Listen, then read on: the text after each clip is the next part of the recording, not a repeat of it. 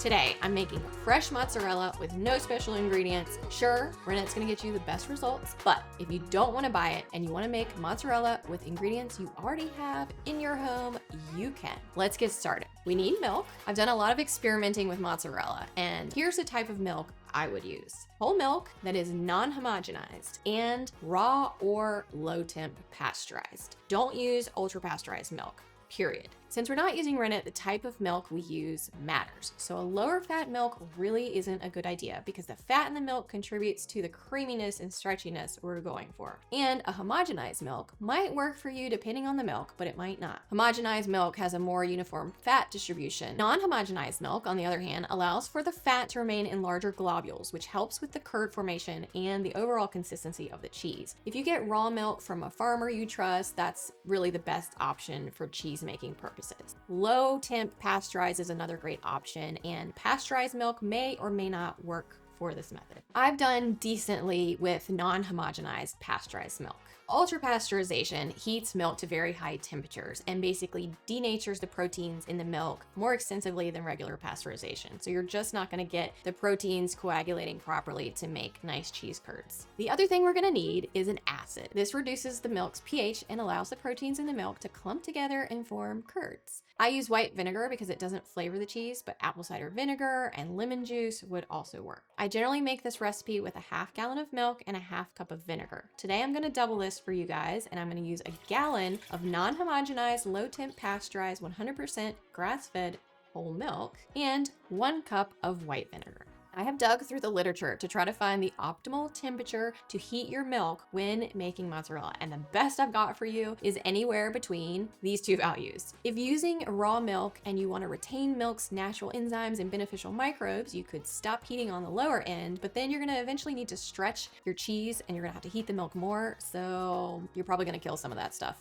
anyway. Because I'm not using raw milk, I found that heating on the low end doesn't really make enough cheese and leaves me with too much milk rather than leftover whey. So I definitely heat to at least 120 or sometimes a little higher, to be honest. Be careful not to heat too high, however, because then you're gonna get rubbery curds that aren't soft and stretchy like we want. And if you don't have a thermometer, just leave your finger in the milk for maybe, 6 seconds or so. And if it feels pretty uncomfortable, then you know you've reached a good temperature. Once your milk is to temperature, add your vinegar and stir once to combine. Then just leave it for 10 minutes. If you want to get a little bit more technical and test the pH once you've added your vinegar, literature states that the pH values should range from about 4.8 to 5.5, with common being somewhere in the middle of that range. After 10 minutes, gather the curds and squeeze out as much whey as you possibly can. Your curds will be soft and will somewhat stick together. If not, and they're kind of grainy and pull apart, you probably have a milk that's been too pasteurized.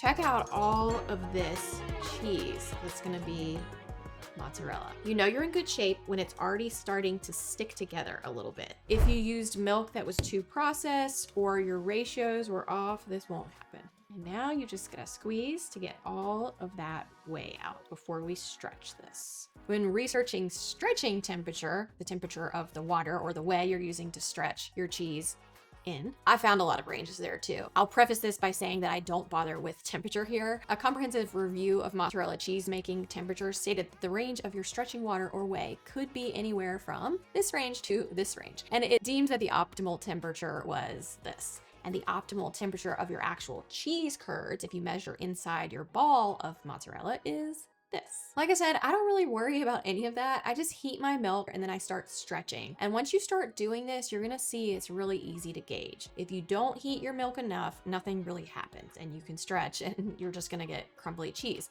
And if you heat too much, you'll know because your cheese will just start to really melt and be a big melted mess. You can also warm your cheese in the microwave in 15 or 30-second increments, depending on your microwave. I don't personally like this method because my microwave heats unevenly and I'm left with the edges of the cheese completely melted and I'm unable to work with those, and then the middle is just not really even warmed. So do what works best for you. I don't use gloves for this process, but it's really not a bad idea because this gets really hot. Salt this with about a teaspoon of salt during one of your final stretches. Throw it on one side, fold, throw it on the other side. If you want, instead of doing that, you can add salt to your stretching whey or water, whatever you're stretching your mozzarella in. Then if you want to cool and firm up your mozzarella, throw it into an ice bath for 10-15 minutes. Check out this awesome ball of mozzarella. I know I'm excited to eat it. Go make yourself a pizza, throw it on a caprese salad, and remember to eat real food. I'll see you in the next video.